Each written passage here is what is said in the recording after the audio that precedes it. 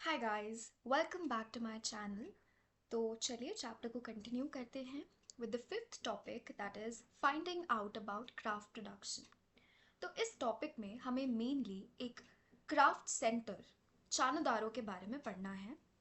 तो जब भी हमें चानुदारों के बारे में पूछा जाए, यूजुअली ये क्वेश्चन पूछा तो नहीं जाता, बट इन केस अगर पूछा जाए तो हमें सबसे पहली चीज़ ये बतानी है कि C for Chanhudaro and C for craft. तो यहाँ पर जो है एक्सक्लूसिवली क्राफ्ट प्रोडक्शन होता था। अब क्राफ्ट प्रोडक्शन में क्या क्या होता था? तो bead making, shell cutting, metal working, seal making और वेट मेकिंग। अब बीड मेकिंग से रिलेटेड आपको कुछ चीज़ें बताई जाएंगी। नाउ पहली चीज़ तो ये कि a variety of materials was used to make beads. अब इसमें कौन कौन से मटेरियल्स आ जाते हैं? तो आपको याद रखना है carnelian, jasper, crystal, quartz, steatite, जिसके बारे में आपने फर्स्ट टॉपिक में ही पढ़ा होगा। And then we have copper, bronze and gold. Remember, अभी आयरन की यूजेज इस टाइम पीरियड के अराउंड नहीं शुरू होती है, तो यहाँ पर आपको कहीं पे भी आयरन नहीं मेंशन करना है। नाउ कुछ बीड्स जो थे, अब आपने देखा पहला पॉइंट आपने क्या बोला बीड मेकिंग से रिलेटेड कि काफ़ी सारे मटेरियल्स का यूज़ करके ये बनाए जाते। नाउ अब कुछ जो थे वो सीमेंट किए जाते, साथ में कुछ जो है वो एक या दो स्टोन से ज़्यादा से बनते। फिर उसके बाद शेप्स काफ़ी सारे होते इन बीड्स के, कुछ डिस्क शेप की होती, कुछ सिलिंड्रिकल होती, कुछ स्फेरिकल होती, कुछ बैरल शेप्ड होती और कुछ सेगमेंटेड होती। और इन्हें डेकोरेट किया जाता इंसाइज करके, कुरेद कर, ठीक है, या पेंट करके, और उनके ऊपर कुछ डिज़ाइंस बनाई जाती। बेसिकली ये ऑर्नामेंट मेकिंग में काम आते। तो आप यहाँ पर देख सकते हैं कुछ, ये एक टूल है and these are a few beads. तो आप देख सकते हैं कि इसके ऊपर पेंट किया गया है, देख सकते हैं आप। एंड देन अब जो टेक्निक्स थे वो मटेरियल के हिसाब से डिफर करते। नाउ अगर हम देखें तो जो स्टेटाइट स्टोन है वो एक काफ़ी सॉफ्ट स्टोन है, तो इस पे इजीली आप इंसिशन कर सकते हैं, कुरेद सकते हैं, आप कुछ भी कर सकते हैं। अब कुछ जो स्टोन्स थे दे वर सो रफ कि उनका पेस्ट बनाना पड़ता, ठीक है। नाउ जैसे स्टेटाइट पाउडर का एक पेस्ट बनता और उससे जो है बीड्स बनाई जाती। देन इससे काफ़ी सारे शेप्स आ जाते हैं क्योंकि आप पाउडर फॉर्म में, पेस्ट फॉर्म में बना रहे थे। तो कंपैरेटिवली अगर आप एक रफ स्टोन पर वर्क करें and then you start working on its paste form, तो ऑब्वियसली पेस्ट फॉर्म से जो है आप ज़्यादा शेप्स बना पाएंगे, ठीक है। अब जो हार्डर स्टोन्स थे उनसे ज्योमेट्रिकल शेप्स ही बन पाते। अब जैसे आप ज़्यादा से ज़्यादा कितनी ज़्यादा डाइवर्सिटी ले आएंगे, अगर कोई स्टोन काफ़ी हार्ड है तो उसको तोड़ना काफ़ी मुश्किल होगा, एंड देन उसके शेप्स बनाना तो अगेन और भी ज़्यादा मुश्किल होगा। नाउ जो आर्कियोलॉजिस्ट्स हैं उनने बताया है कि जो रेड कलर है कार्नेलियन स्टोन का, वो बेसिकली ऑब्टेन किया जाता by firing the yellowish raw material. तो एक येलो रॉ मटेरियल होता जिसे आप जो है फायर करते and then it turns into the colour red and gives the form of carnelian, जो कि हमें मिलता है, ठीक है। तो आपने इससे पहले फाइंस मेकिंग के बारे में देखा और अभी आपको देखना है कि कार्नेलियन का कलर रेड कैसे पड़ता है। फिर उसके बाद नोड्यूल्स को चिप किया जाता और उसके बाद इन्हें फाइनल फॉर्म दिया जाता है इन बीड्स को। ग्राइंडिंग, पॉलिशिंग, ड्रिलिंग से जो है ये प्रोसेस कंप्लीट होती। नाउ स्पेशलाइज्ड ड्रिल्स जो हैं ये हमें कहाँ कहाँ से मिली हैं? तो just remember LCD, Lothal, Chanhudaro and recently at Dholavira, ठीक है। फिर आप देखेंगे कि नागेश्वर और बालाकोट जैसी जो लोकेशंस थी वो काफ़ी कैलकुलेट करके लोकेट करी गई थी कोस्ट के अराउंड, क्योंकि यहाँ पर शेल ऑब्जेक्ट्स काफ़ी मिलते। अब कोस्ट है तो ऑब्वियसली वहाँ पे शेल्स मिलेंगी, तो आप उससे शेल ऑब्जेक्ट्स बना पाएंगे। अब इसमें आते थे बैंगल्स, लेडल्स और इनलेज। अब हमारा नेक्स्ट टॉपिक है आइडेंटिफाइंग सेंटर्स ऑफ प्रोडक्शन। अब इन क्राफ्ट सेंटर्स को आर्कियोलॉजिस्ट कैसे आइडेंटिफाई करते हैं? तो मेनली तीन तरीकों से जो है आर्कियोलॉजिस्ट एक क्राफ्ट प्रोडक्शन के सेंटर को आइडेंटिफाई करते हैं। पहला, रॉ मटेरियल्स की प्रेजेंस देखकर। अब जैसे वहाँ पर शेल ऑब्जेक्ट्स मिल रहे हैं हमें, तो वहाँ पे शेल की अवेलेबिलिटी ज़्यादा है, स्टोन है, देन कॉपर ओर मिली है वहाँ से। Second is tools. नाउ अगर कोई टूल मिल जाए हमें, जैसे कि हमने एक पिक्चर देखी थी लास्ट टॉपिक में, तो वैसा अगर हमें कोई टूल मिलता है तो हम उससे अजम्पशन लगा सकते हैं कि हो सकता है इस टूल से ये काम होता हो। And then unfinished objects. तो तीन चीज़ें हैं, raw materials, tools and unfinished objects. Unfinished objects में दो ऑब्जेक्ट्स आ सकते हैं, रिजेक्ट्स मतलब कि बनाया और पसंद नहीं आया तो it was discarded, and second was waste material मतलब बनाने के बाद जो वेस्ट बचता है दैट। नाउ वेस्ट जो है, इसे इन्होंने बोला one of the best indicators of craft work, कि ऑब्वियसली अगर आप कुछ बना रहे हो, लाइक सपोज आप एक स्टोन को कट करके एक स्टैच्यू बना रहे हो, तो जितना भी आपने स्टोन कट किया दैट इज वेस्ट ओनली ना, तो आप उससे जो है काफ़ी अच्छी तरीके से आइडेंटिफाई कर सकते हो। ठीक है। नाउ कई बार जो बड़े बड़े वेस्ट के पीसेस थे उन्हें यूज़ किया जाता टू मेक स्मॉलर ऑब्जेक्ट्स, और बिल्कुल ही छोटी बिट्स को छोड़ दिया जाता, मतलब अब वो किसी काम की नहीं, बहुत छोटी छोटी है, मतलब कुछ बड़ा अगर वेस्ट का पीस डिस्कार्ड हो रहा है तो उसको लेकर कुछ और बना लिया, बट जो बहुत ही छोटा बच जाता वो, तो फिर उसको वहीं छोड़ दिया जाता।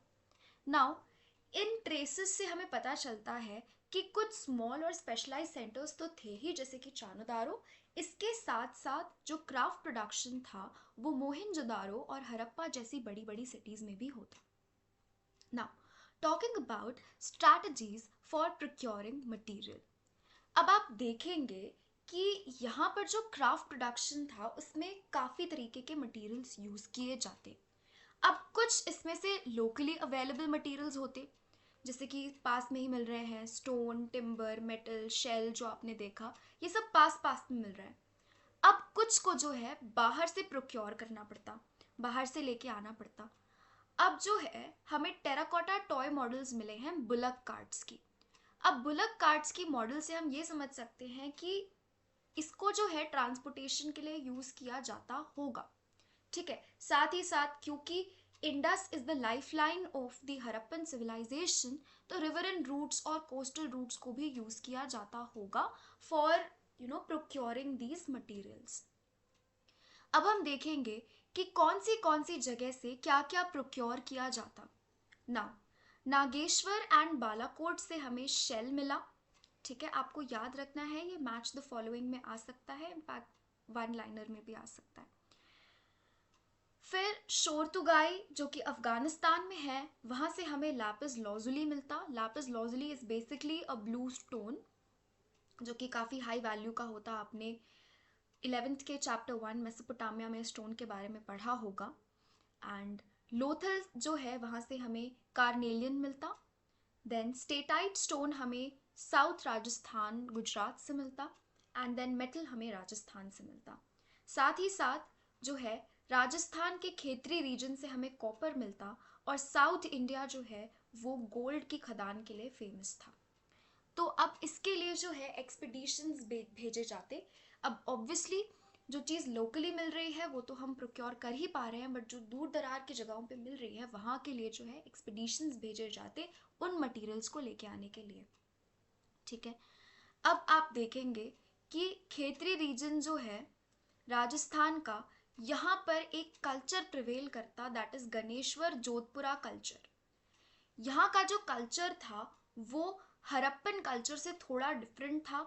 मतलब यहाँ पर जो है नॉन हड़प्पन पॉटरी मिली है हमें, और एक अनयूजुअल वेल्थ मिली है कॉपर ऑब्जेक्ट्स की। तो अब हम ऐसा जो है अज्यूम करते हैं कि हो सकता है इसी खेतरी रीजन में जहाँ पे हमें इतना सारा कॉपर मिला है, शायद यहीं से जो है हड़प्पन्स जो है कॉपर लेके जाया करते। Next is talking about contact with distant land. अब ये तो हमने इनलैंड देख लिया कि इनलैंड कितना ट्रेड होता हड़प्पन सिविलाइजेशन में। अब हमें देखना है कि क्या ये बाहरी कंट्रीज से भी इंटरैक्ट करते, क्या इनके कॉन्टैक्ट्स हड़प्पन सिविलाइजेशन से बाहर भी थे। तो जी हाँ, थे। अब हमें इसमें तीन रीजन्स के बारे में पढ़ना है। सो अब अगर हम देखें तो the very first region is Oman. अब आर्कियोलॉजिकल फाइंड से हमें पता चलता है कि शायद जो कॉपर है वो ओमान से लाया जाता। ठीक है, राजस्थान के क्षेत्रीय रीजन से भी आ रहा है, बट अगर हम डिस्टेंट लैंड के बारे में देखें तो ओमान से भी आ रहा था। नाउ कैसे हम ये अजम्पशन लगाते हैं? नाउ दिस इज बिकॉज जो हमें ओमानी कॉपर मिला है और जो हमें हड़प्पन सिविलाइजेशन में कॉपर मिला है, उन दोनों ही में हमें निकल के कुछ ट्रेसेस मिले हैं। अब इससे जो है आर्कियोलॉजिस्ट एक कॉमन ओरिजिन जो है वो सोचते हैं कि हो सकता है क्योंकि दोनों में ही निकल के ट्रेसेस हैं तो इनका एक कॉमन ओरिजिन हो सकता है। साथ ही साथ हमें एक अलग टाइप का वेसल, ठीक है, एक बड़ा सा Harappan jar which is coated with a thick layer of black clay, ये हमें ओमानी साइट्स में मिला है। नाउ हमें नहीं पता कि इन वेसल्स में ये क्या कैरी करते, बट ये पॉसिबल हो सकता है कि जो भी इन वेसल्स में जाता वो हड़प्पा से ओमान जाता एंड देन ओमानीज लोग जो थे वो इनसे कॉपर ट्रेड करते। ठीक है, नाउ जो हमें मेसोपोटामिया से टेक्स्ट मिले हैं which are datable to 3rd millennium BCE, ये बताते हैं कि कॉपर जो था वो मेसोपोटामिया में मगन से आता। नाउ मगन जो है हम शायद सोचते हैं कि ये ओमान का ही एक एंशिएंट नेम हो सकता है। ठीक है, इंटरेस्टिंगली अगर हम देखें तो मेसोपोटामिया की साइट पे जो हमें कॉपर मिले हैं उनमें भी देर आर ट्रेसेस ऑफ निकल। तो इससे हम ये चीज़ तो समझ सकते हैं कि जो निकल का ट्रेस है, अब मेसोपोटामिया से तो हमें श्योर एविडेंस मिला है कि उनने तो रिटन टेक्स्ट में ही मेंशन किया हुआ है कि कॉपर जो है वो मगन रीजन से आता है एंड अगेन उसमें निकल के ट्रेसेस हैं। हमारे यहाँ पे जो कॉपर मिला उसमें भी हमें निकल के ट्रेसेस मिले, so that is where we assume कि हो सकता है हमारे यहाँ पर भी जो कॉपर था वो ओमान या फिर मगन रीजन से आता हो। नाउ और भी चीज़ें मिली हैं हमें, जैसे हड़प्पन सील्स, वेट्स, डाइसेस और बीड्स जो हैं वो हमें मिले हैं, ठीक है, इन अलग अलग रीजन से। अब जो मेसोपोटामियन टेक्स्ट्स हैं ये बताती हैं कि इनके जो कॉन्टैक्ट्स थे वो 3 रीजन से थे। First was Dilmun, that is probably the island of Bahrain, then we have Magan and Meluhha. Meluhha जो था it was possibly the Harappan region, क्योंकि जो मेलुहा से प्रोडक्ट्स मेंशन किए गए हैं कि ये मेलुहा से आते, वो काफ़ी हद तक रेजोनेट करते with the products that were available in the Harappan civilization, ठीक है, या हड़प्पन रीजन। तो कार्नेलियन आता, लैपिस लॉजली आता, कॉपर, गोल्ड और वेराइटीज ऑफ वुड। ठीक है, नेक्स्ट जो है मेसोपोटामियन टेक्स्ट्स में मेलुहा को रेफर किया गया है as a land of seafarers. तो अब हम ये भी समझ सकते हैं कि जो मेलुहा रीजन था उसके साथ तो जो ट्रेड था इट वाज ओवरसीज। इस सिंपल टेक्स्ट से हम ये चीज़ तो समझ सकते हैं। नाउ नेक्स्ट इज दैट कि हमें हमारी जो सील्स हैं उसमें भी शिप्स और बोट्स के डिपिक्शंस दिखे हैं, तो ऑब्वियसली वो एग्जिस्ट करते होंगे तब तो उन्हें ड्रॉ किया गया होगा, right? So this is how we complete this topic also. Next is about seals and sealings. Now सबसे इंपॉर्टेंट यूज जो था सील्स का, it was to facilitate long distance communication. ठीक है, आप जो है एक बैग भेजते और उसका जो माउथ रहता उसे एक सील से अफिक्स करते। नाउ अगर वो बैग अपनी सीलिंग इंटैक्ट पहुंच जाता जिसके पास भेजा गया था, तो इसका मतलब उससे टैम्पर नहीं किया गया। सीलिंग से जो है आइडेंटिटी भी पता चलती सेंडर की। तो आपको इससे सिर्फ कुछ पॉइंट्स याद रखने हैं। पहली चीज़ तो ये कि इन्हें लॉन्ग डिस्टेंस कम्युनिकेशन के लिए यूज़ किया जाता, सेकेंड ओनर की आइडेंटिटी के लिए यूज़ किया जाता, and third to identify if the bag had been tampered with. Next we have the script. तो जो हड़प्पन सील्स हैं they usually have a line of writing. अब इस राइटिंग में क्या लिखा है ये तो हमें नहीं पता, पर हम अज्यूम करते हैं कि शायद इसमें जो नेम और टाइटल है ओनर का वो मेंशन किया जाता हो। नाउ एक एनिमल मोटिव भी हमें मिलता उसमें, जैसे कि आपने जो पहली ही सील देखी थी चैप्टर की शुरुआत में, उसमें आपने देखा कि ऊपर कुछ लिखा था and then there was an animal motif below that. Okay, अधिकतर जो इंस्क्रिप्शंस मिली हैं हमें दे आर वेरी शॉर्ट, और जो सबसे बड़ी इंस्क्रिप्शन मिली है उसमें सिर्फ 26 साइंस हैं।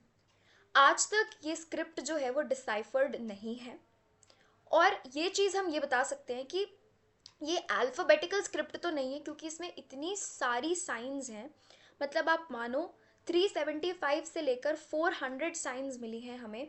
ओवरऑल जितनी भी हमें रिटन एविडेंसेस मिले हैं उन सबको अगर हम ऐड अप करते हैं तो हमें कुछ इतनी साइंस मिली हैं। तो इससे आर्कियोलॉजिस्ट का अजम्पशन है कि ये स्क्रिप्ट अल्फ़ाबेटिकल तो नहीं हो सकती, क्योंकि इसमें बहुत सारे साइंस हैं। और एक और बात कि ये जो स्क्रिप्ट है यूजुअली हम लेफ्ट टू राइट लिखते हैं, राइट? पर जो हरप्पन स्क्रिप्ट है वो राइट टू लेफ्ट लिखी जाती। This is one thing that you need to keep in mind, ठीक है?